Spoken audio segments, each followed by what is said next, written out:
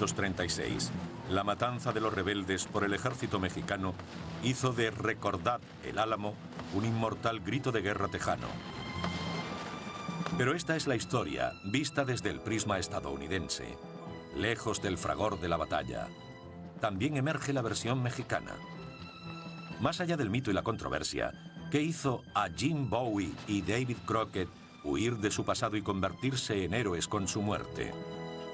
¿Cómo una lucha por la independencia se convirtió en una guerra de etnias? ¿Por qué una batalla perdida se convierte en grito de unión para unos o en gran victoria y oscuro secreto para otros? La historia de dos países. El Álamo.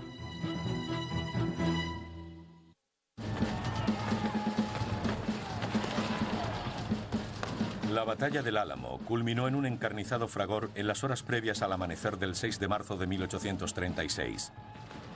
Pero solo es parte de la historia. Defendiendo el Álamo había 150 hombres, una extraña mezcla de europeos y tejanos. Pero la mayoría eran angloamericanos, inmigrantes ilegales que habían llegado a Texas semanas antes del asedio. La mayoría de los defensores del Álamo no eran colonos. Era gente que acababa de llegar para apoyar la guerra, para conseguir tierras y lograr la independencia y la anexión de Texas a los Estados Unidos. No defendían la libertad ni nada de eso. Pero antes de la batalla hubo un asedio. Comenzó el 23 de febrero de 1836, cuando los mexicanos izaron una bandera roja en lo alto de la iglesia de San Fernando, en San Antonio. Desde el Álamo se veía el conocido símbolo militar que propugnaba la guerra sin cuartel. Era un claro mensaje de los mexicanos: rendíos ahora o seréis pasados por las armas. Era importante recuperar el Álamo porque era territorio mexicano. Eran ilegales y estaban desafiando al gobierno. Para los mexicanos también era importante porque luchaban en defensa de su país en contra de una invasión armada. En el Álamo tenían la oportunidad de sofocar esa insurrección. Porque era eso, una insurrección. Los hombres de El Álamo dieron su propia respuesta.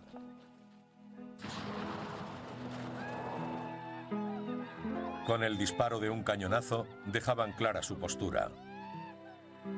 Pretendían quedarse y luchar. La vieja misión no se construyó para uso militar, pero parecía adecuada, al menos al principio del asedio. Emplazaron 17 cañones en diferentes posiciones. Los fusileros no contaban con las aspilleras propias de una fortaleza, pero podían refugiarse tras los gruesos muros mientras apuntaban a los soldados mexicanos, todavía a cientos de metros de distancia.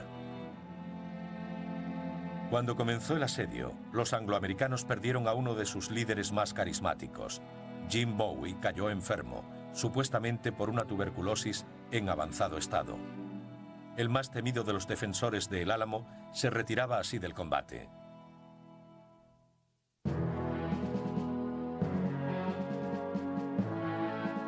El mando recayó entonces en William Travis. El joven abogado de Alabama, partidario de la Guerra de Independencia de Texas, se enfrentaba ahora a la lucha de su vida. Solo tenía 26 años. Hoy, en algunos lugares de Estados Unidos, un joven de esa edad tiene que enseñar su carné para comprar cigarrillos, pero Travis ya estaba al mando de El Álamo. Había recorrido un largo camino. En el exterior, el general Santa Anna preparaba sus cañones sabiendo que tardaría en tomar El Álamo. Y el tiempo jugaba a su favor. Santa Anna y sus hombres realizaron un asedio al estilo europeo que les llevó casi 2 semanas completar. La batalla final es lo que la gente recuerda como la batalla del Álamo.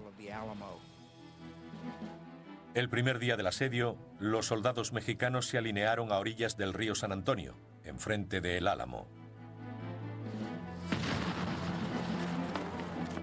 Los cañones de Santa Anna batían lentamente las murallas del fuerte. Fue una táctica militar vanguardista para la época por parte de un hombre que se llamaba a sí mismo el Napoleón del Oeste. Cuando comenzó el asedio el 23 de febrero, Travis escribió la primera de varias cartas que salieron a escondidas del fuerte. La dirigió a sus ciudadanos y compatriotas y prometía la victoria o la muerte. Pero también hacía una petición urgente de refuerzos. Sabía que no podrían mantener el fuerte indefinidamente. Los hombres del Álamo no querían morir con gloria, querían vivir provechosamente. El trato era: mantendremos la posición hasta que el resto de Texas se una a nosotros. Todas esas cartas que escribió Travis eran una súplica. Pedía ayuda a sus compatriotas, indicando que ese era el momento adecuado. Travis escribió al gobierno provisional de Texas. Esperaba ayuda, pero nunca recibió respuesta. El Consejo de Gobierno estaba a 150 kilómetros de allí, como también lo estaba el jefe militar, el general Sam Houston. Había discrepancias sobre la forma de defenderse de los mexicanos, por lo que al final no se hizo nada. ¿Por qué los rebeldes tejanos no acudieron en su ayuda? Es una triste historia de la que raramente se habla. La verdad es que el gobierno, que tendría que haber organizado los refuerzos, se había sumido en el desacuerdo y la discordia. 25 de febrero, tercer día de asedio. Santa Anna lanzó un ataque de su infantería contra el muro sur de El Álamo. Los defensores bien protegidos en el fuerte rechazaron el ataque sin dificultad, causando un gran número de bajas. Crockett demostró su valía animando a los suyos a luchar con su gran magnetismo personal. Como escribió Travis, el honorable David Crockett anima en todo momento a los hombres a cumplir con su obligación. Sin embargo, analizando fríamente la guerra, el día fue de los mexicanos. El ataque del día 25 significó un avance para Santa Anna. Estaba en el lado angloamericano del río y controlaba la carretera a González. A pesar del control mexicano de las carreteras, el patriota tejano Juan Seguín logró escabullirse esa noche con otro despacho de Travis, pidiendo refuerzos a otras comunidades. La misión de Seguín le mantuvo lejos de El Álamo cuando terminó la batalla. Los días pasaban y los mensajeros afrontaban peligros cada vez mayores. Desde su nuevo puesto en la otra orilla del río, Santa Anna estrechó el cerco. Pretendía rodear El Álamo, al menos intentarlo. Lo que no sabemos es si permitió conscientemente que los mensajeros siguieran entrando y saliendo para atraer a más gente a la trampa. Mientras fortalecía su poder sobre El Álamo, Santa Anna continuó con el bombardeo de los muros. El arcano del arte napoleónico de reducir murallas a un montón de escombros es difícil de imaginar en pleno siglo XXI, a menos que se diseñe y construya una réplica a tamaño real. Este bloque de piedras se parece en altura y grosor a los muros de El Álamo. Fue levantado en Texas por un constructor moderno. 30 de estas balas de cañón de 3 kilos, de tamaño parecido a las usadas por Santa Anna, se dispararán al muro de prueba. El cañón es colocado a 200 metros, justo fuera del alcance de los fusileros tejanos. Y se prueba su efectividad contra el muro.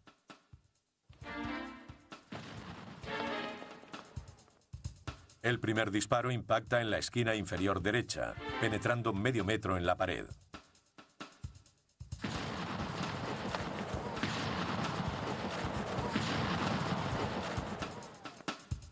Comparadas con los modernos proyectiles explosivos, estas balas causaban poco daño. Por eso los asedios eran tan largos. Cuando el proyectil impacta contra la pared, las piedras se rompen. La idea era abrir una brecha en el muro al cabo de semanas o quizá meses. El problema es que los defensores rellenaban el agujero por la noche cuando nadie les veía. Si los defensores trabajaban toda la noche reparando los muros, tendrían que dormir durante el día, cuando comenzaba el fuego artillero. Para los insomnes tejanos era un círculo vicioso.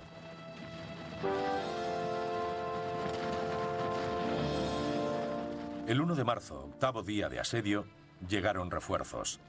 Al abrigo de la oscuridad, 32 hombres lograron entrar en el Álamo.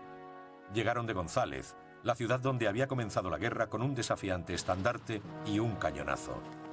Aunque escasos, los refuerzos dieron a un atribulado Travis un rayo de esperanza. El objeto de Travis era reunir en el fuerte a cuantos hombres pudiera y derrotar, o al menos frenar, al ejército. Unos 100 hombres lograron entrar durante el asedio, alcanzando un total de 250. En vista de los escasos refuerzos, el 3 de marzo, 10º día del asedio, Travis envió otra de sus famosas cartas al exterior. Pero ahora su tono desafiante dejaba paso a la amargura. Decía que él y todos sus hombres permanecerían allí y morirían allí. Sus huesos reprocharían a sus compatriotas su negligencia.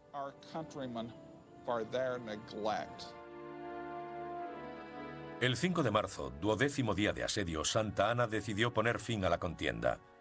Anunció el asalto final a El Álamo a las 5 de la mañana del día siguiente.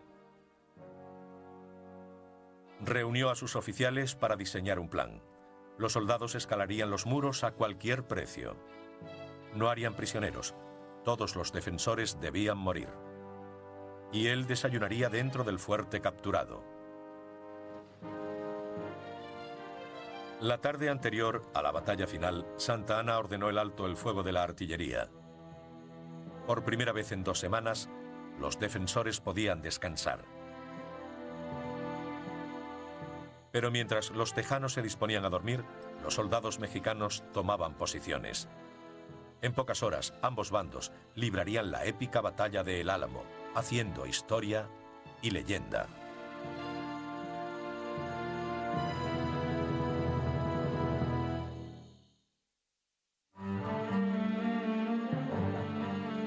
El largo asedio de 2 semanas no había logrado causar bajas en el fuerte. 250 defensores permanecían en su interior cuando comenzó el asalto final a las 5 de la mañana del 6 de marzo de 1836. En la oscuridad, 1.800 soldados mexicanos esperaban en sus posiciones de ataque a 100 metros de los muros. La artillería permanecía en silencio y dentro del fuerte, los cansados defensores disfrutaban de su primer plácido sueño en 2 semanas. Santa Anna se disponía a dar la orden de ataque. Pero en uno de los pocos fallos del plan, un soldado comenzó a disparar antes de recibir la orden. ¡Viva Santa Anna! ¡Viva la República! Los disparos se multiplicaron. Sonaron las cornetas y los soldados avanzaron. El ruido hizo que los mexicanos perdieran el elemento sorpresa con el que contaban. Dentro del Álamo, los defensores se despertaron con el fragor.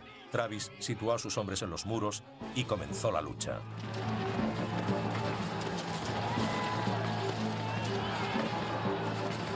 El plan de Santa Anna pretendía que sus avanzadillas atacaran el Álamo por 3 flancos.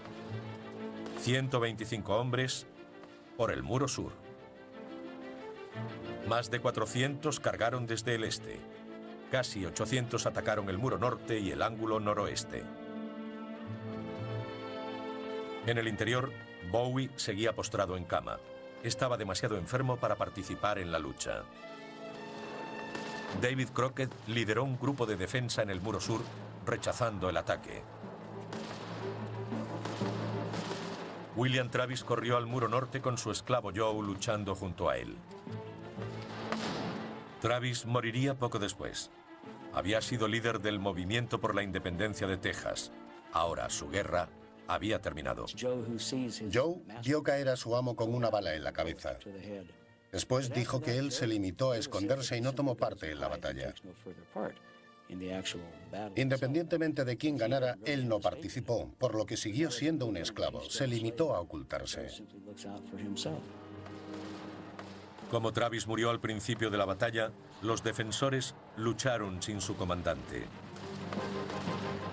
Desde lo alto de las murallas, los expertos fusileros disparaban contra los mexicanos tan rápido como les permitían sus armas.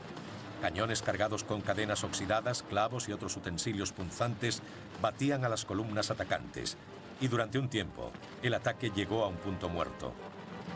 Pero Santa Anna tenía 400 hombres en reserva y los envió al muro norte. Ahora se imponía la superioridad numérica y los mexicanos iban camino de la cima. Ningún plan militar sobrevive al contacto con el enemigo. El de Santa Anna no fue diferente. Pero su plan debía ser sólido porque los mexicanos solo tardaron media hora en romper las defensas de El Álamo. Las defensas no eran más que los gruesos muros que se volvieron fatales para los fusileros tejanos. Con los mexicanos debajo, los defensores tuvieron que levantarse para disparar, convirtiéndose en objetivos fáciles para los mosquetes enemigos. El tamaño del Álamo era otro problema para los defensores. Tenía un perímetro de 400 metros. Repartidos uniformemente alrededor del complejo, solo habría uno cada 2 metros. 33 en el muro norte. Pero los mexicanos tenían algo más que ventaja numérica. La versión tejana de la historia de El Álamo suele pasar por alto la profesionalidad del ejército de Santa Anna, quizá el factor más importante de la batalla. Los defensores estaban en clara desventaja. El ejército mexicano se había mostrado muy activo en los últimos 18 meses. Sabían lo que estaban haciendo. Eran difíciles de batir. Poco después de que cayeran las defensas del muro norte, se abrió una brecha en el oeste y soldados mexicanos entraron en el fuerte por 2 flancos. Los supervivientes echaron mano de la segunda línea de defensa, los barracones del lado este. En el patio, los mexicanos descubrieron que los defensores habían olvidado inutilizar la artillería del fuerte. Fue un grave error. Las tropas invasoras apuntaron los cañones hacia los barracones. Lo que debería haber sido refugio se convirtió en una trampa. Algunos ondearon la bandera blanca desde el interior, pero otros no tenían intención de rendirse y siguieron disparando. A pesar de la bandera blanca, los mexicanos se apresuraron a terminar el trabajo con pistolas y bayonetas, matando a todos los defensores. Finalmente llegaron a Jim Bowie. El único relato mexicano relacionado con su muerte dice que le encontraron escondido bajo las sábanas. Pensaron que se estaba ocultando, pero probablemente estaba demasiado enfermo para salir. No se puede decir que muriera en la batalla, sencillamente fue una ejecución. Jim Bowie murió de varios disparos en la cabeza. Fue un hombre cuya valentía y magnetismo personal ayudaron a la revolución, pero su muerte no fue gloriosa. David Crockett fue de los últimos en caer, aunque aún no se sabe si murió luchando o fue ejecutado.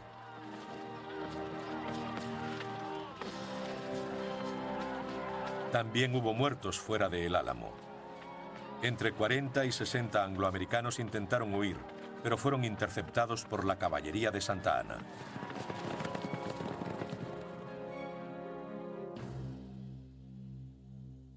La batalla terminó a las 6:30 de la mañana, solo hora y media después de que comenzara el ataque final.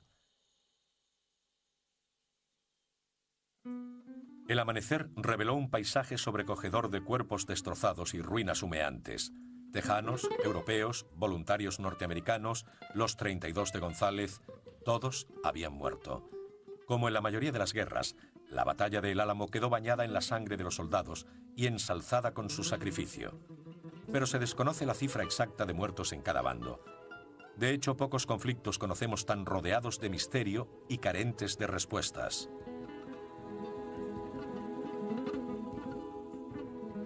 ¿Cómo murió realmente Crockett? ¿Fue la victoria de Santa Anna más costosa que la derrota? ¿Queda aún por descubrir la verdadera historia de El Álamo?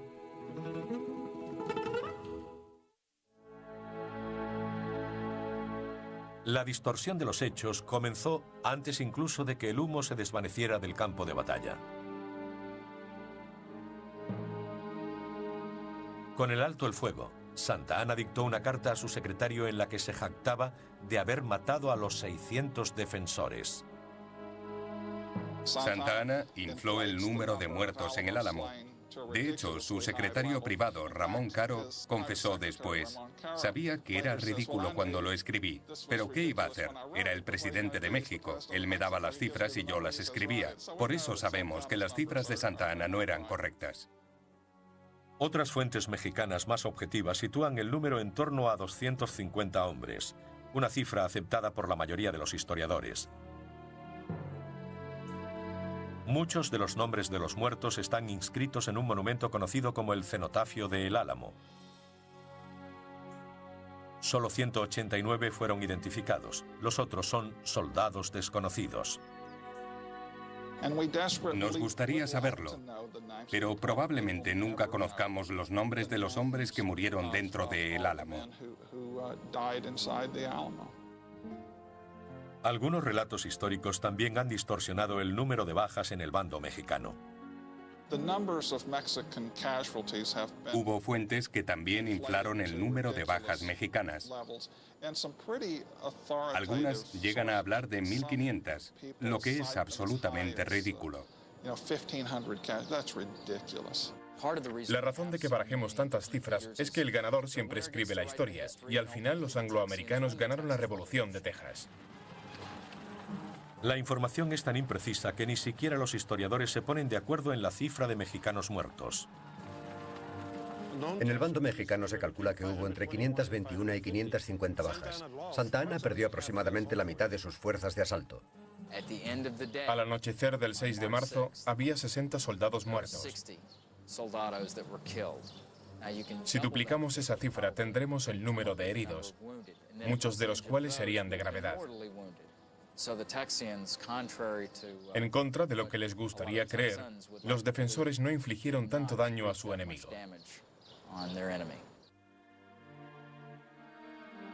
La creencia generalizada de que murieron todos los defensores alimentó el mito.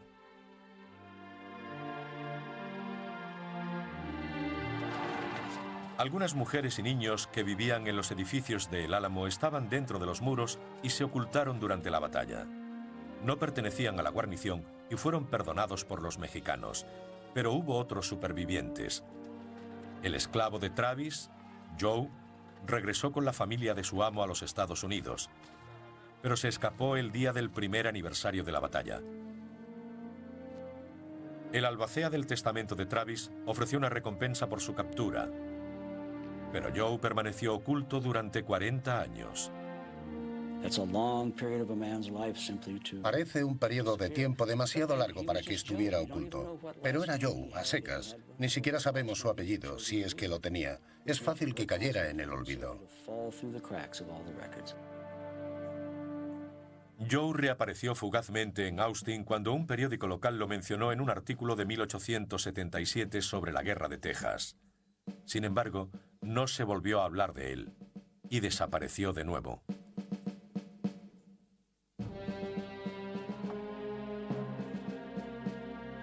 Poco después de la caída de El Álamo, circularon rumores sobre defensores que podrían haber sobrevivido. 20 días después de la batalla, la Gaceta de Arkansas informó sobre 2 de ellos.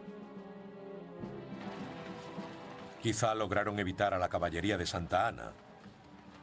Sin embargo, no se daban ni sus nombres ni sus circunstancias personales, por lo que se desvanecieron en la historia.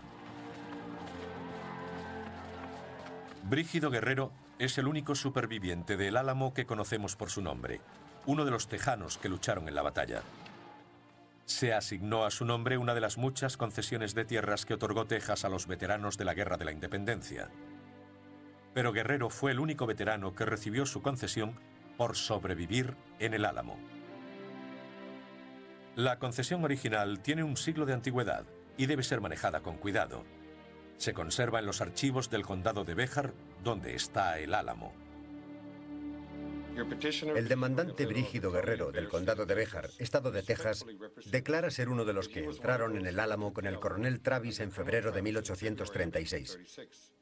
Ser uno de los defensores y permanecer allí hasta el último momento.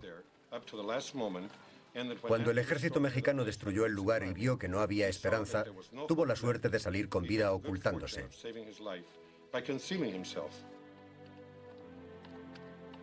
En el registro de la propiedad de Texas, en Austin, los investigadores han hallado informes que identifican a otro posible superviviente. Henry Warnell. Se concedieron 200 hectáreas de terreno a su hijo, la larga franja sombreada de este mapa informatizado, en honor a los servicios prestados por Warnell en el Álamo.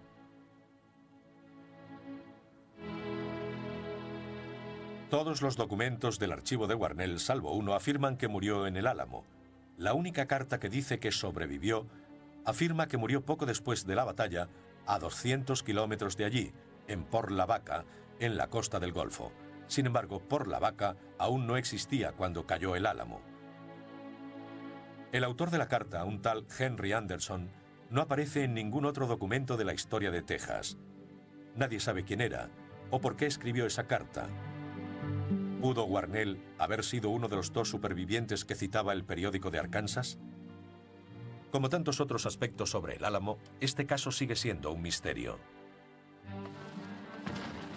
El aspecto más mitificado de la historia es la muerte de sus tres héroes más famosos: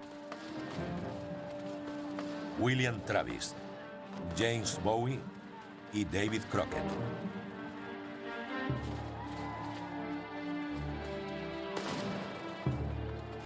Aunque Travis fue de los primeros en morir, algunos periódicos afirmaron que se suicidó para no ser capturado.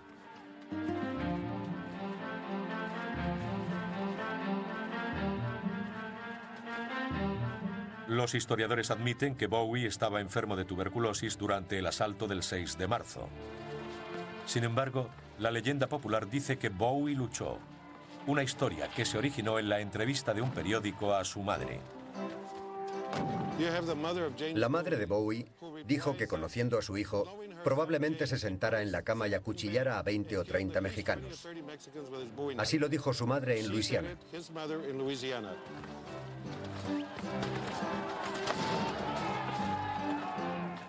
Pero fue la muerte de Crockett la que lo elevó a la categoría de mito.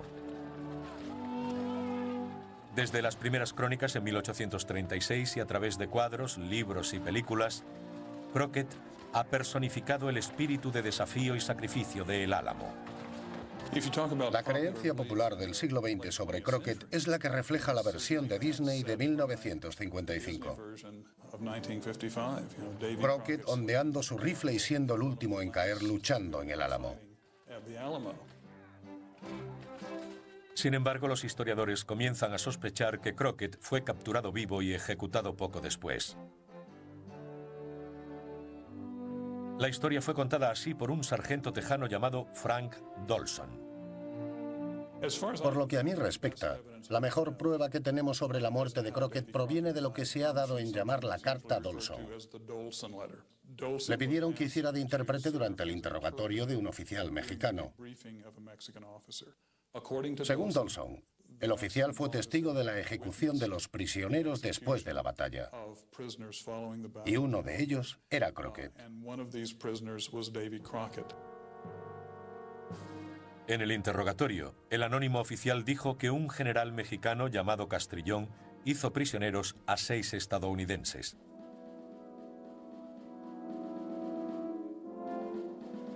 Cuando los prisioneros comparecieron, el informante estaba al lado de otro oficial, el coronel Juan Almonte. Juan Almonte se había criado en Nueva Orleans. Gracias a las cartas que escribió desde allí en 1834, sabemos que conocía a Crockett. Según el informante de Dolson, Almonte dijo: uno de esos prisioneros es el famoso David Crockett. El informante dijo que Santa Anna rechazó la petición de Castrillón de perdonar las vidas de los prisioneros. Fueron ejecutados allí mismo. Dolson incluyó la increíble historia en una carta a su hermano que fue publicada finalmente en un periódico de Detroit. En el diario de un oficial mexicano llamado José Enrique de la Peña apareció un relato similar de la ejecución que también menciona a Crockett por su nombre. Según de la Peña, otros soldados de las tropas de Santa Anna mataron a esos hombres a estocadas. Fue una muerte lenta y penosa, con repetidos ataques. Los hombres murieron quejándose, pero sin humillarse ante sus captores. El escenario de la ejecución resulta difícil de aceptar para muchos. Para ellos, la muerte de Crockett en la lucha es más heroica que una brutal ejecución. Pero estos hechos aparentes empequeñecen la labor de Crockett y los otros. ¿Qué ocurrió en la Segunda Guerra Mundial, en Corea, Vietnam, la tormenta del desierto o Irak? Ser hecho prisionero y ejecutado no te hace ser más o menos héroe. Los muertos en el Álamo se convirtieron en héroes, al menos en la versión norteamericana de la historia. Mientras la guerra por la independencia de Texas continuaba, la muerte de los mártires de El Álamo proporcionaba la pasión que llevaría a los angloamericanos a la victoria.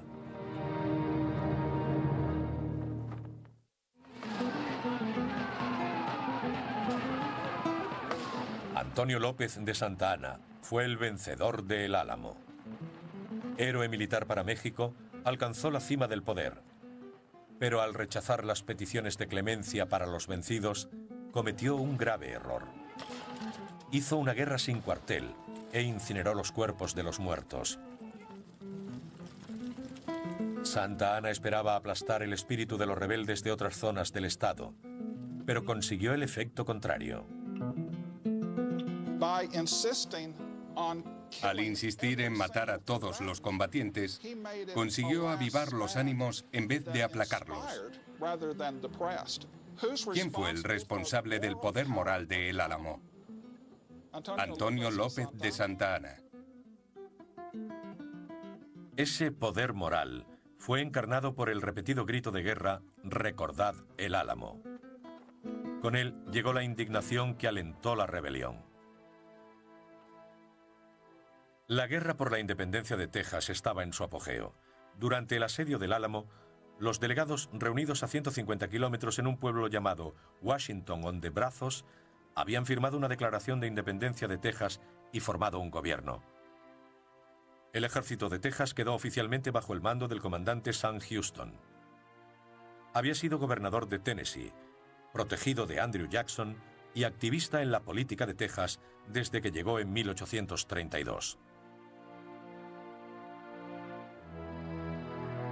Mientras las tropas de Santa Anna se desplegaban tras la batalla, el general José Urrea se aproximaba desde el sur. Cerca de la ciudad de Goliad, a 120 kilómetros de San Antonio de Béjar, el ejército de Urrea capturó a 350 soldados tejanos. Los prisioneros fueron encerrados en su propio cuartel general, el antiguo fuerte español llamado Presidio La Bahía, establecido como puesto avanzado en 1749. Los rebeldes curaron sus heridas y permanecieron en cautividad durante una semana. La ley mexicana los consideraba piratas y aunque Urrea tenía órdenes de ejecutarlos, apeló a Santa Anna para perdonarles la vida. Este no cambió de opinión. Los mexicanos lo sacaron del fuerte y abrieron fuego sobre hombres desarmados. Incluso dispararon a los heridos. Murieron casi todos, incluido el comandante James Fanning.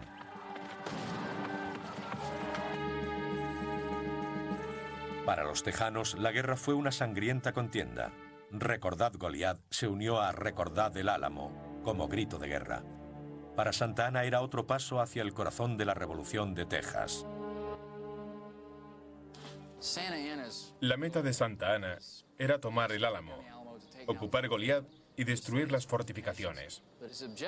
Pero su verdadero objetivo era el centro de gravedad, el gobierno tejano en el interior de las colonias.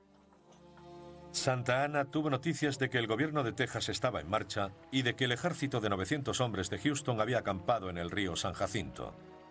Allí tendría lugar la batalla final de la Revolución de Texas. Juan Seguin era uno de los hombres de Houston. Había sido mensajero en el Álamo y había reunido su propia unidad de tejanos para luchar contra México. Houston temía que sus hombres pudieran confundirlos con enemigos mexicanos. Por ello, los de Seguin se identificaron con etiquetas en sus sombreros que rezaban: "Recuerden el Álamo".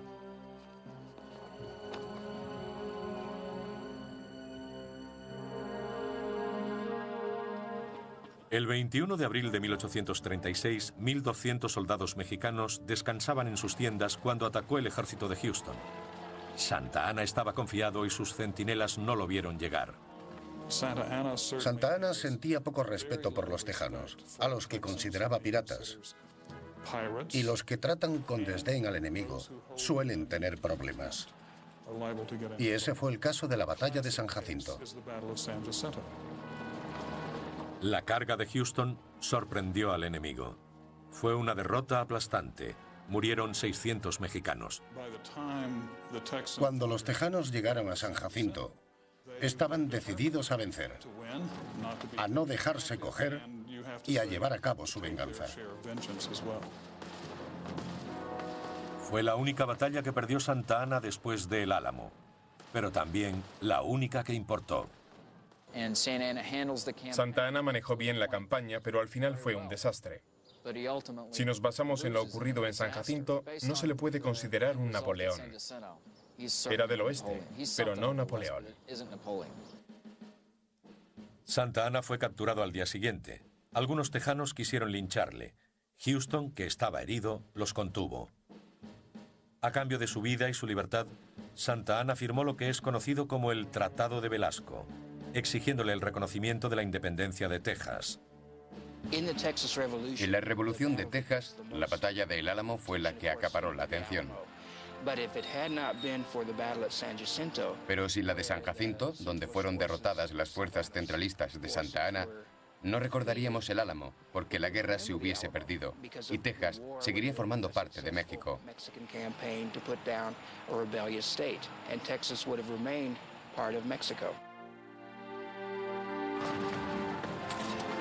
Santa Ana volvió a liderar a sus tropas contra los norteamericanos en la guerra de 1848, perdiendo incluso más tierras en Texas y amplios territorios que ahora conforman la mayor parte del oeste de Estados Unidos.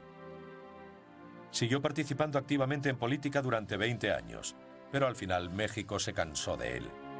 Pasó sus últimos días en una residencia miserable antes de morir arruinado a los 84 años en 1876. Fue una vergüenza y al mismo tiempo un chivo expiatorio de todo lo que había ido mal en la historia mexicana. Pero la historia al otro lado de la frontera empezó a cambiar cuando Texas se convirtió en parte de Estados Unidos y su versión de los hechos de El Álamo cobró vida propia.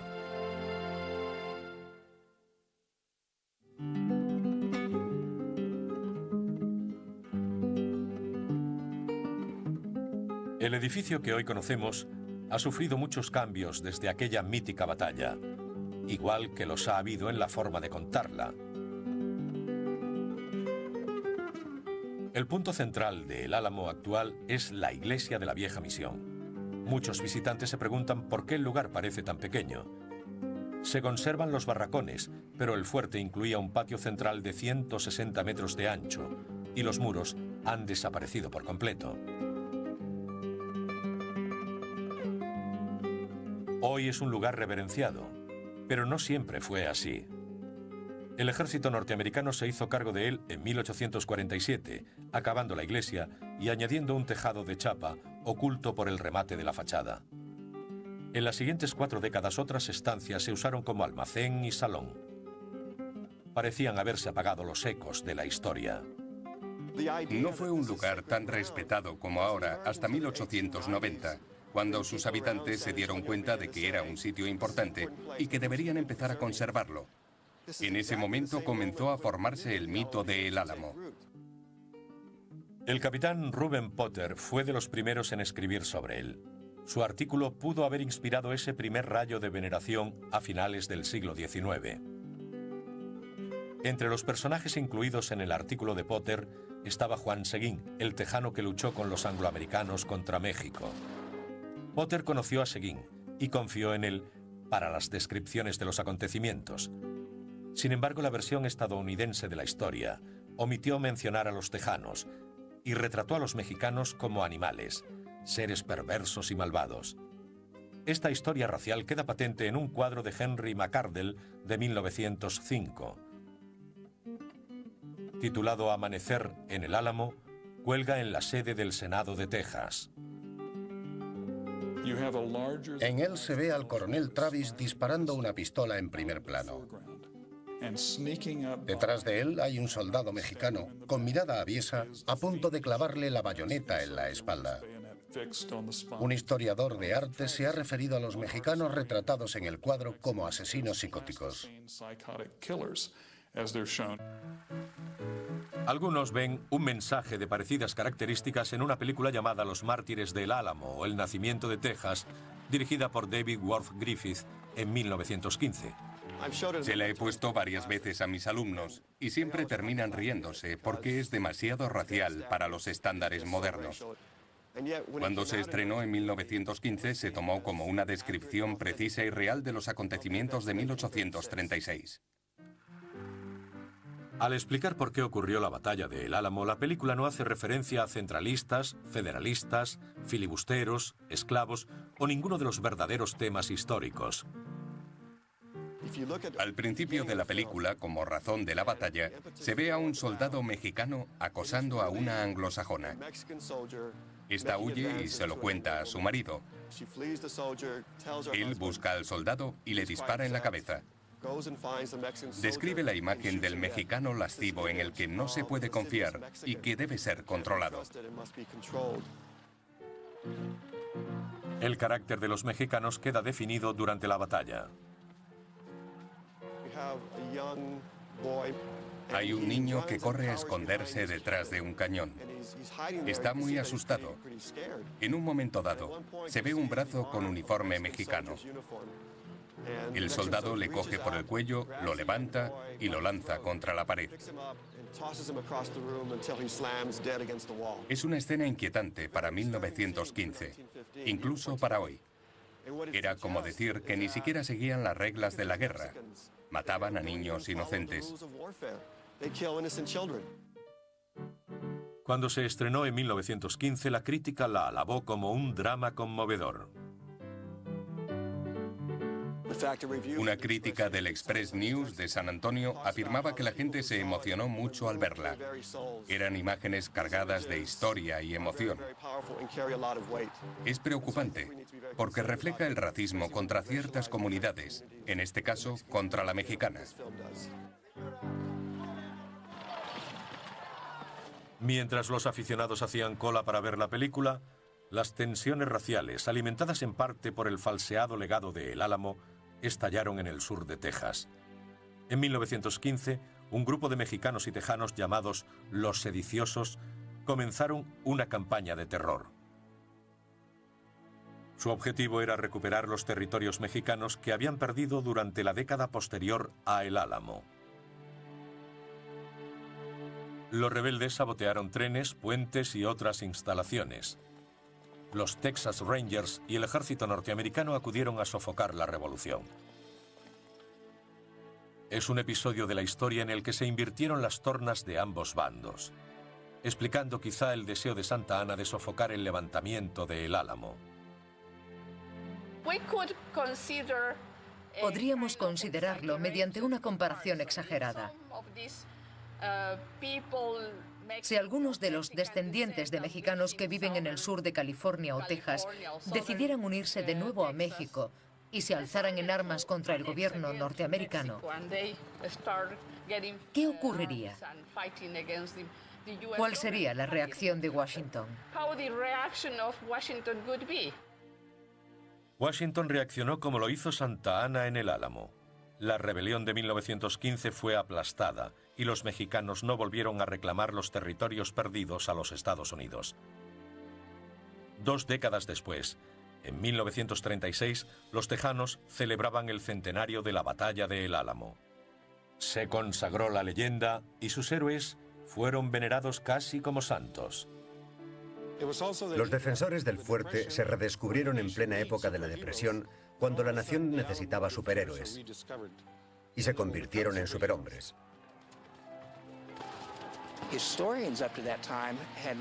Hasta ese momento, los historiadores habían visto la Revolución de Texas y la Batalla de El Álamo como un acontecimiento histórico con muchos aspectos por aclarar. En 1936, esta historia se convirtió en un hecho patriótico, quizá demasiado duro para hablar de fábula, que hizo impopular cuestionar la versión tradicional.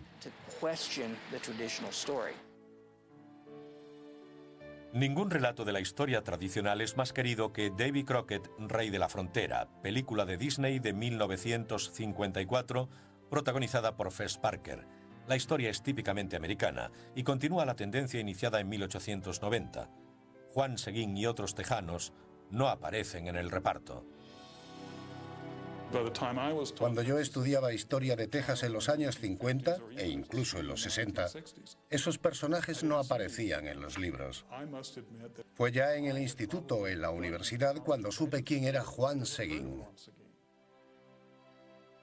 La misma historia se plasmó en Última Orden de 1955 y en El Álamo de John Wayne en 1960.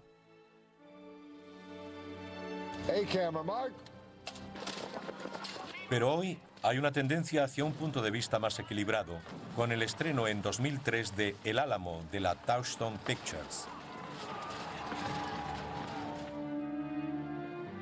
Por supuesto, la verdad histórica es mucho más compleja que sus versiones de Hollywood. Es una mezcla de deseos humanos y errores con consecuencias trascendentales. Pero cuando descartamos los elementos de ficción, nos quedamos con hombres normales en ambos bandos, atrapados en un momento excepcional. No es una historia sobre la supremacía de Texas, ni una historia sobre la libertad contra la tiranía. Es una historia de valentía. Los hombres que defendieron el Álamo fueron muy valientes, lucharon por lo que creían. Pero los mexicanos hicieron lo mismo. Para ellos era una guerra civil. También fueron valientes porque dieron su vida por la causa. Es una historia sobre la audacia y la valentía de ambos bandos. Puede que los escritores sigan centrando sus relatos en las imágenes románticas de héroes y villanos que El Álamo ofrece a la posteridad. Pero tal como se estudia la historia, lo ocurrido allí no es tan sencillo. Es un relato de 2 países, no uno, con una verdad dolorosa para unos, pero esclarecedora para todos.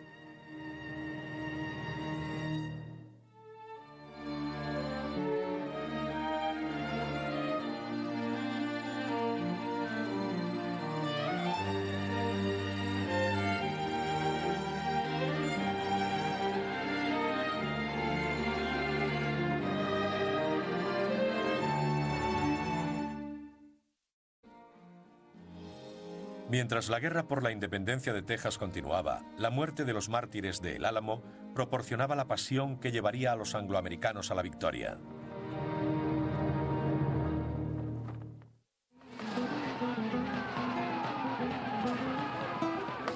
Antonio López de Santa Anna fue el vencedor de El Álamo. Héroe militar para México, alcanzó la cima del poder, pero al rechazar las peticiones de clemencia para los vencidos, cometió un grave error. Hizo una guerra sin cuartel e incineró los cuerpos de los muertos. Santa Anna esperaba aplastar el espíritu de los rebeldes de otras zonas del estado, pero consiguió el efecto contrario. Al insistir en matar a todos los combatientes, consiguió avivar los ánimos en vez de aplacarlos. ¿Quién fue el responsable del poder moral de El Álamo? Antonio López de Santa Anna.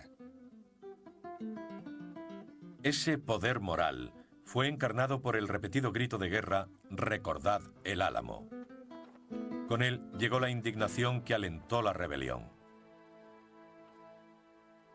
La guerra por la independencia de Texas estaba en su apogeo. Durante el asedio del Álamo, los delegados, reunidos a 150 kilómetros en un pueblo llamado Washington on the Brazos, habían firmado una declaración de independencia de Texas y formado un gobierno. El ejército de Texas quedó oficialmente bajo el mando del comandante Sam Houston. Había sido gobernador de Tennessee, protegido de Andrew Jackson y activista en la política de Texas desde que llegó en 1832. Mientras las tropas de Santa Anna se desplegaban tras la batalla, el general José Urrea se aproximaba desde el sur. Cerca de la ciudad de Goliad, a 120 kilómetros de San Antonio de Béjar, el ejército de Urrea capturó a 350 soldados tejanos. Los prisioneros fueron encerrados en su propio cuartel general, el antiguo fuerte español llamado Presidio La Bahía, establecido como puesto avanzado en 1749.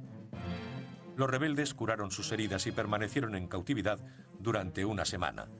La ley mexicana los consideraba piratas y aunque Urrea tenía órdenes de ejecutarlos, apeló a Santa Anna para perdonarles la vida. Este no cambió de opinión. Los mexicanos lo sacaron del fuerte y abrieron fuego sobre hombres desarmados. Incluso dispararon a los heridos. Murieron casi todos, incluido el comandante James Fanning.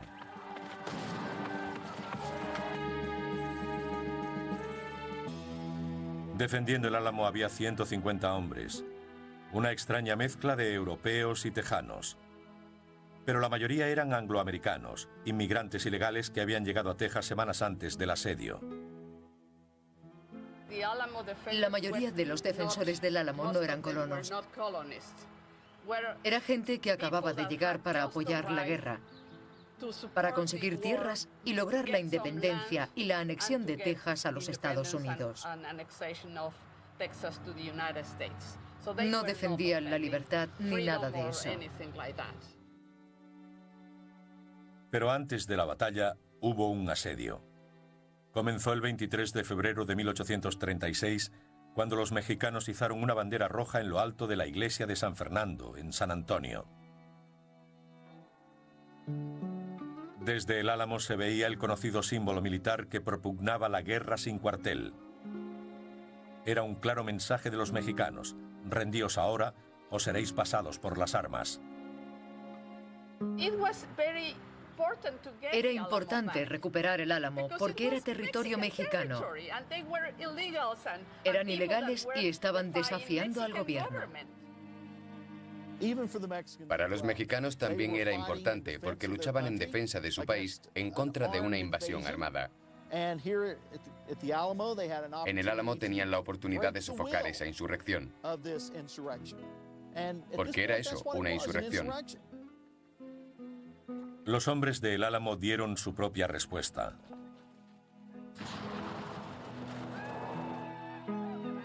Con el disparo de un cañonazo dejaban clara su postura.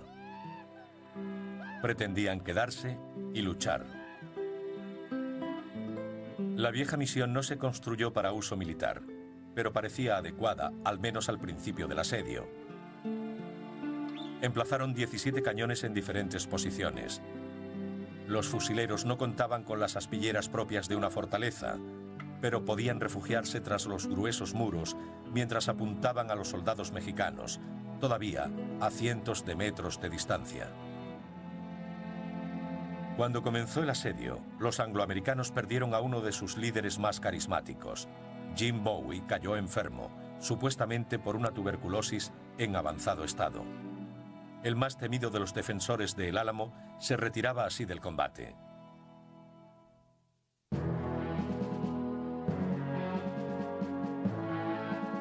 El mando recayó entonces en William Travis.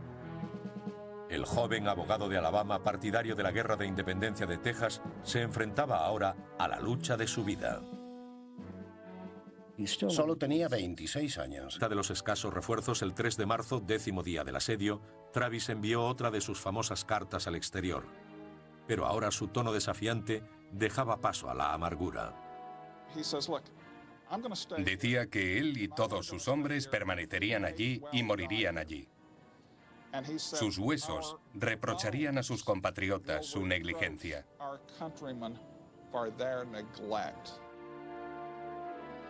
El 5 de marzo, 12º día de asedio, Santa Anna decidió poner fin a la contienda. Anunció el asalto final a El Álamo a las 5 de la mañana del día siguiente. Reunió a sus oficiales para diseñar un plan. Los soldados escalarían los muros a cualquier precio. No harían prisioneros. Todos los defensores debían morir. Y él desayunaría dentro del fuerte capturado. La tarde anterior a la batalla final, Santa Anna ordenó el alto el fuego de la artillería. Por primera vez en 2 semanas, los defensores podían descansar. Pero mientras los tejanos se disponían a dormir, los soldados mexicanos tomaban posiciones. En pocas horas, ambos bandos librarían la épica batalla de El Álamo, haciendo historia y leyenda.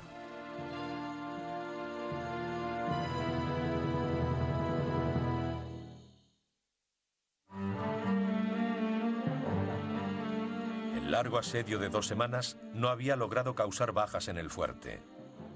250 defensores permanecían en su interior cuando comenzó el asalto final a las 5 de la mañana del 6 de marzo de 1836.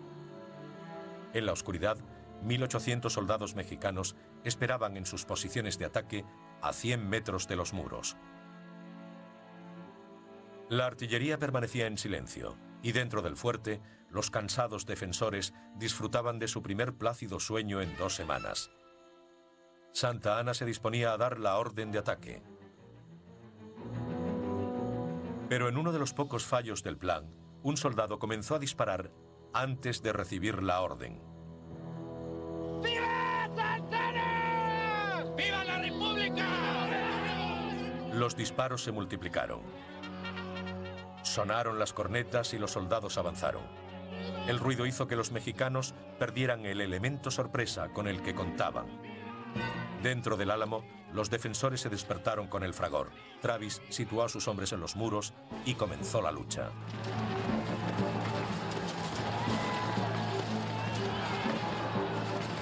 El plan de Santa Anna pretendía que sus avanzadillas atacaran el Álamo por 3 flancos.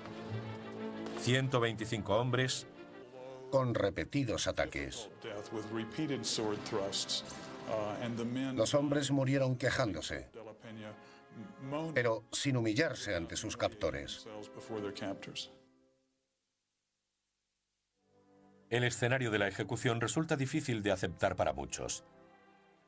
Para ellos, la muerte de Crockett en la lucha es más heroica que una brutal ejecución. Pero estos hechos aparentes empequeñecen la labor de Crockett y los otros. ¿Qué ocurrió en la Segunda Guerra Mundial, en Corea, Vietnam, la tormenta del desierto o Irak? Ser hecho prisionero y ejecutado no te hace ser más o menos héroe. Los muertos en el Álamo se convirtieron en héroes, al menos en la versión norteamericana de la historia. Mientras la guerra por la independencia de Texas continuaba, la muerte de los mártires de El Álamo proporcionaba la pasión que llevaría a los angloamericanos a la victoria.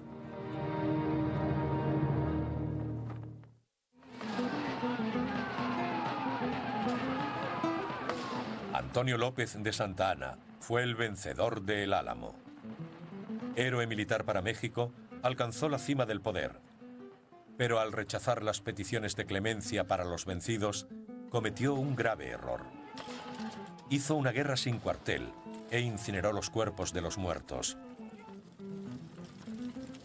Santa Anna esperaba aplastar el espíritu de los rebeldes de otras zonas del estado, pero consiguió el efecto contrario. Al insistir en matar a todos los combatientes, consiguió avivar los ánimos en vez de aplacarlos. ¿Quién fue el responsable del poder moral de El Álamo? Antonio López de Santa Anna. Ese poder moral fue encarnado por el repetido grito de guerra: «Recordad El Álamo». Con él llegó la indignación que alentó la rebelión. La guerra por la independencia de Texas estaba en su apogeo. Durante el asedio del Álamo, los delegados, reunidos a 150 kilómetros en un pueblo llamado Washington on the Brazos, habían firmado una declaración de independencia de Texas y formado un gobierno. El ejército de Texas quedó oficialmente bajo el mando del comandante Sam Houston. Había sido gobernador de Tennessee, protegido de Andrew Jackson y activista en la política de Texas desde que llegó en 1832. Mientras las tropas de Santa Anna se desplegaban tras la batalla, el general José Urrea se aproximaba desde el sur. Cerca de la ciudad de Goliad, a 120 kilómetros de San Antonio de Béjar, convirtió en una guerra de etnias. Porque una batalla perdida se convierte en grito de unión para unos o en gran victoria y oscuro secreto para otros. La historia de dos países. El Álamo.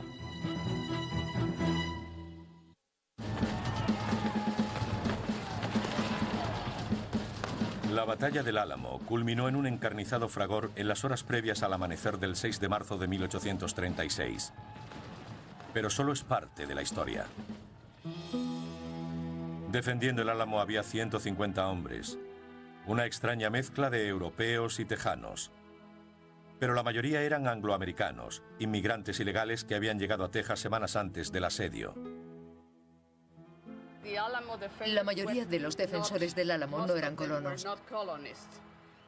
Era gente que acababa de llegar para apoyar la guerra, para conseguir tierras y lograr la independencia y la anexión de Texas a los Estados Unidos. No defendían la libertad ni nada de eso.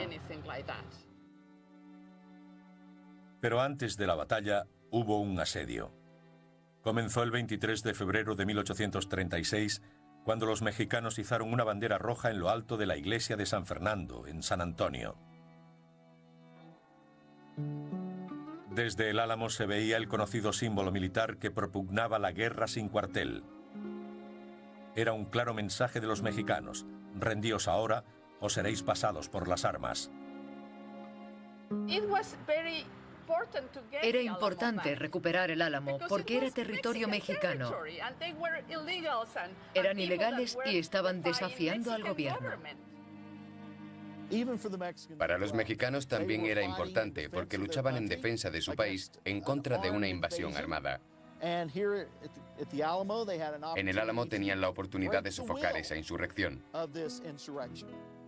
Porque era eso, una insurrección. Los hombres de El Álamo dieron su propia respuesta.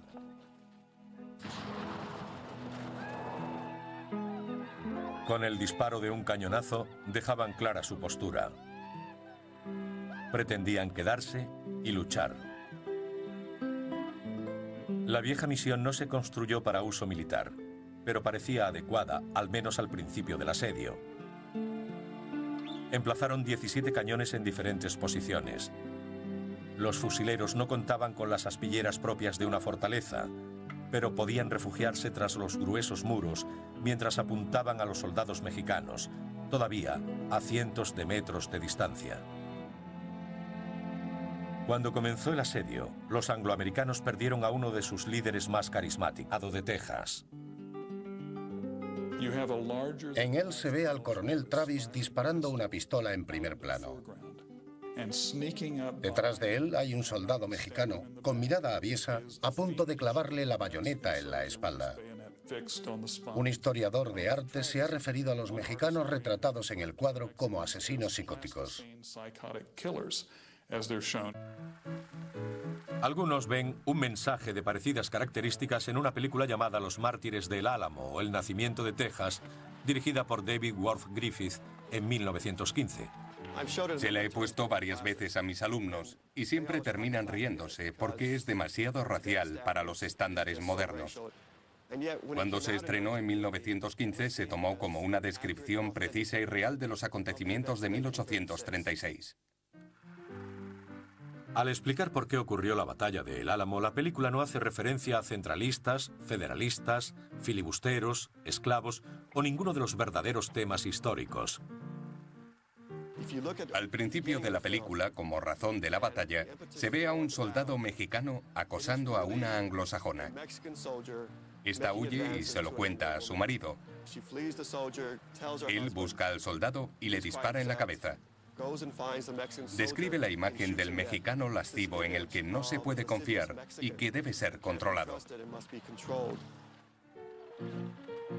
El carácter de los mexicanos queda definido durante la batalla. Hay un niño que corre a esconderse detrás de un cañón. Está muy asustado. En un momento dado, se ve un brazo con uniforme mexicano. El soldado le coge por el cuello, lo levanta y lo lanza contra la pared. Es una escena inquietante para 1915, incluso para hoy. Era como decir que ni siquiera seguían las reglas de la guerra. Mataban a niños inocentes. Cuando se estrenó en 1915, la crítica la alabó como un drama conmovedor. Una crítica del Express News de San Antonio afirmaba que la gente se emocionó mucho al verla. Eran imágenes cargadas de historia y emoción. Es preocupante, porque refleja el racismo contra ciertas comunidades, en este caso, contra la mexicana. Mientras los aficionados hacían cola para ver la película, las tensiones raciales, alimentadas en parte por el falseado legado de El Álamo, estallaron en el sur de Texas. En 1915, un grupo de mexicanos y tejanos llamados Los Sediciosos comenzaron una campaña de terror.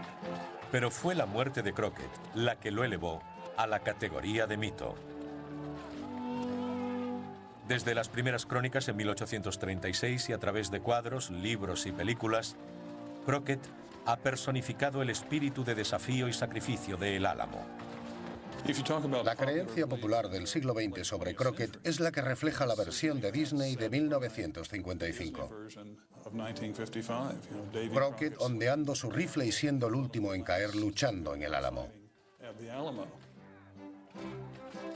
Sin embargo, los historiadores comienzan a sospechar que Crockett fue capturado vivo y ejecutado poco después. La historia fue contada así por un sargento tejano llamado Frank Dolson. Por lo que a mí respecta, la mejor prueba que tenemos sobre la muerte de Crockett proviene de lo que se ha dado en llamar la carta Dolson. Le pidieron que hiciera de intérprete durante el interrogatorio de un oficial mexicano. Según Dolson, el oficial fue testigo de la ejecución de los prisioneros después de la batalla. Y uno de ellos era Crockett. En el interrogatorio, el anónimo oficial dijo que un general mexicano llamado Castrillón hizo prisioneros a 6 estadounidenses.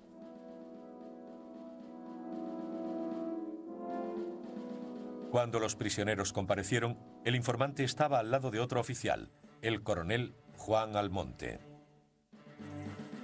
Juan Almonte se había criado en Nueva Orleans. Gracias a las cartas que escribió desde allí en 1834, sabemos que conocía a Crockett. Según el informante de Dolson, Almonte dijo, uno de esos prisioneros es el famoso Davy Crockett. El informante dijo que Santa Anna rechazó la petición de Castrillón de perdonar las vidas de los prisioneros. Fueron ejecutados allí mismo. Dolson incluyó la increíble historia en una carta a su hermano que fue publicada finalmente en un periódico de Detroit. En el diario de un oficial mexicano llamado José Enrique de la Peña apareció un relato similar de la ejecución que también menciona a Crockett por su nombre. Según de la Peña, otros soldados de las tropas de Santa Anna mataron a esos hombres a estocadas. Fue una muerte lenta y penosa, con repetidos ataques. Los hombres murieron quejándose, pero sin humillarse ante sus captores.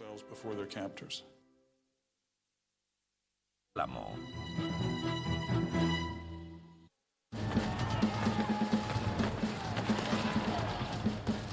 La batalla del Álamo culminó en un encarnizado fragor en las horas previas al amanecer del 6 de marzo de 1836. Pero solo es parte de la historia. Defendiendo el Álamo había 150 hombres, una extraña mezcla de europeos y tejanos. Pero la mayoría eran angloamericanos, inmigrantes ilegales que habían llegado a Texas semanas antes del asedio. La mayoría de los defensores del Álamo no eran colonos. Era gente que acababa de llegar para apoyar la guerra, para conseguir tierras y lograr la independencia y la anexión de Texas a los Estados Unidos. No defendían la libertad ni nada de eso. Pero antes de la batalla hubo un asedio. Comenzó el 23 de febrero de 1836, cuando los mexicanos izaron una bandera roja en lo alto de la iglesia de San Fernando, en San Antonio. Desde el Álamo se veía el conocido símbolo militar que propugnaba la guerra sin cuartel. Era un claro mensaje de los mexicanos: rendíos ahora o seréis pasados por las armas. Era importante recuperar el Álamo porque era territorio mexicano. Eran ilegales y estaban desafiando al gobierno. Para los mexicanos también era importante porque luchaban en defensa de su país en contra de una invasión armada. En el Álamo tenían la oportunidad de sofocar esa insurrección. Porque era eso, una insurrección. Los hombres de El Álamo dieron su propia respuesta.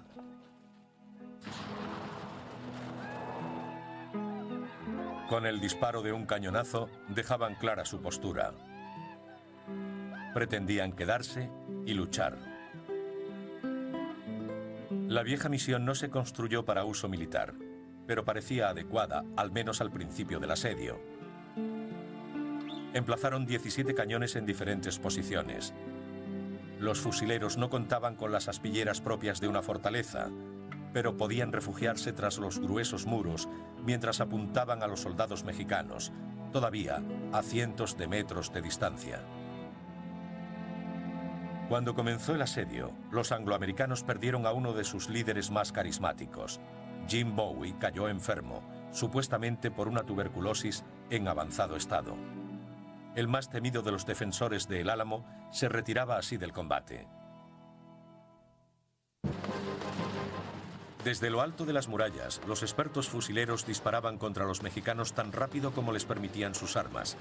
Cañones cargados con cadenas oxidadas, clavos y otros utensilios punzantes batían a las columnas atacantes, y durante un tiempo el ataque llegó a un punto muerto. Pero Santa Anna tenía 400 hombres en reserva y los envió al muro norte. Ahora se imponía la superioridad numérica y los mexicanos iban camino de la cima. Ningún plan militar sobrevive al contacto con el enemigo. El de Santa Anna no fue diferente. Pero su plan debía ser sólido porque los mexicanos solo tardaron media hora en romper las defensas de El Álamo. Las defensas no eran más que los gruesos muros que se volvieron fatales para los fusileros tejanos. Con los mexicanos debajo, los defensores tuvieron que levantarse para disparar, convirtiéndose en objetivos fáciles para los mosquetes enemigos. El tamaño del Álamo era otro problema para los defensores. Tenía un perímetro de 400 metros. Repartidos uniformemente alrededor del complejo, solo habría uno cada 2 metros. 33 en el muro norte. Pero los mexicanos tenían algo más que ventaja numérica. La versión tejana de la historia de El Álamo suele pasar por alto la profesionalidad del ejército de Santa Anna, quizá el factor más importante de la batalla. Los defensores estaban en clara desventaja. El ejército mexicano se había mostrado muy activo en los últimos 18 meses. Sabían lo que estaban haciendo. Eran difíciles de batir. Poco después de que cayeran las defensas del muro norte, se abrió una brecha en el oeste y soldados mexicanos entraron en el fuerte por 2 flancos. Los supervivientes echaron mano de la segunda línea de defensa, los barracones del lado este. En el patio, los mexicanos descubrieron que los defensores habían olvidado inutilizar la artillería del fuerte. Fue un grave error. Las tropas invasoras apuntaron los cañones hacia los barracones. Lo que debería haber sido refugio se convirtió en una trampa. Algunos ondearon la bandera blanca desde el interior, pero otros no tenían intención de rendirse y siguieron disparando. A pesar de la bandera blanca, los mexicanos se apresuraron a terminar el trabajo con pistolas y bayonetas, matando a todos los defensores. Finalmente llegaron a Jim Bowie. El único relato mexicano relacionado con su muerte dice que le encontraron escondido bajo las sábanas. Pensaron que se estaba ocultando, pero probablemente está. Los hombres de El Álamo dieron su propia respuesta.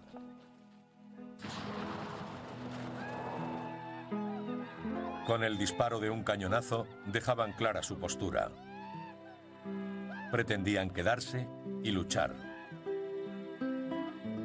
La vieja misión no se construyó para uso militar, pero parecía adecuada, al menos al principio del asedio. Emplazaron 17 cañones en diferentes posiciones. Los fusileros no contaban con las aspilleras propias de una fortaleza, pero podían refugiarse tras los gruesos muros mientras apuntaban a los soldados mexicanos, todavía a cientos de metros de distancia.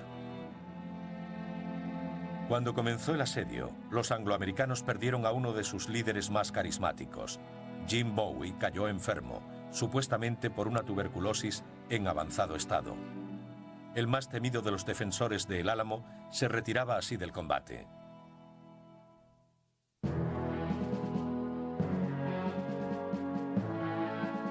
El mando recayó entonces en William Travis.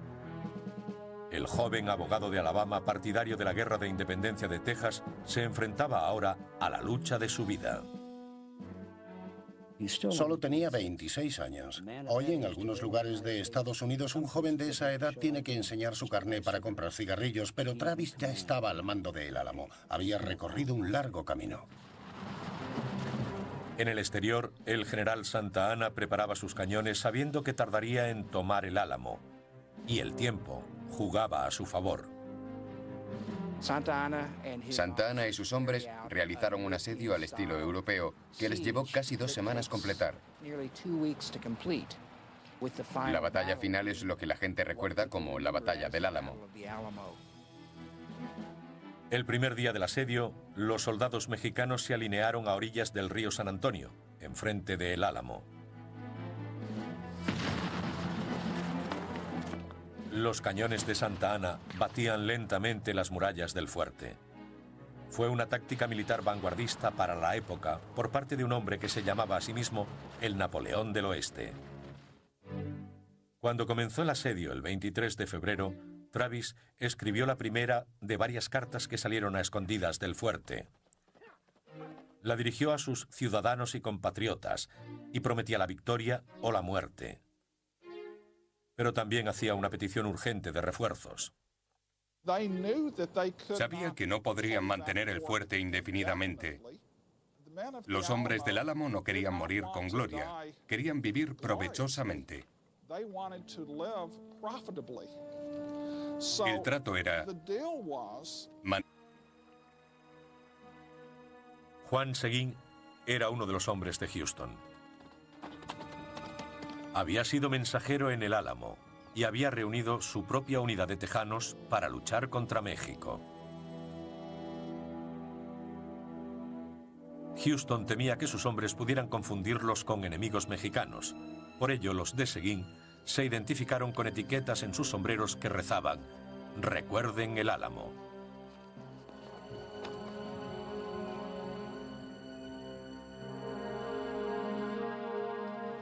El 21 de abril de 1836, 1.200 soldados mexicanos descansaban en sus tiendas cuando atacó el ejército de Houston. Santa Anna estaba confiado y sus centinelas no lo vieron llegar. Santa Anna sentía poco respeto por los tejanos, a los que consideraba piratas. Y los que tratan con desdén al enemigo suelen tener problemas. Y ese fue el caso de la batalla de San Jacinto. La carga de Houston sorprendió al enemigo. Fue una derrota aplastante. Murieron 600 mexicanos. Cuando los tejanos llegaron a San Jacinto, estaban decididos a vencer, a no dejarse coger y a llevar a cabo su venganza. Fue la única batalla que perdió Santa Anna después de El Álamo, pero también la única que importó.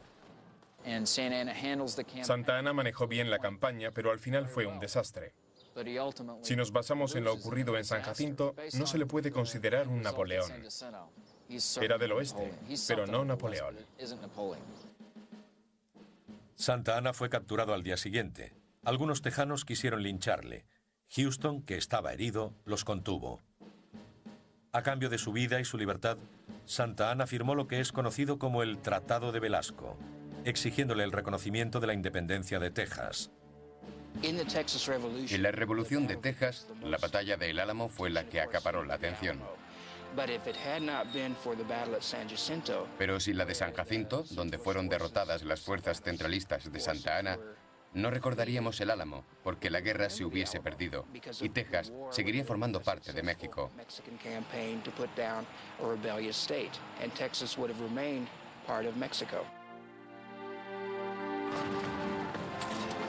Santa Anna volvió a liderar a sus tropas contra los norteamericanos en la guerra de 1848, perdiendo incluso más tierras en Texas y amplios territorios que ahora conforman la mayor parte del oeste de Estados Unidos. Siguió participando activamente en política durante 20 años, pero al final México se cansó de él. Pasó sus últimos días en una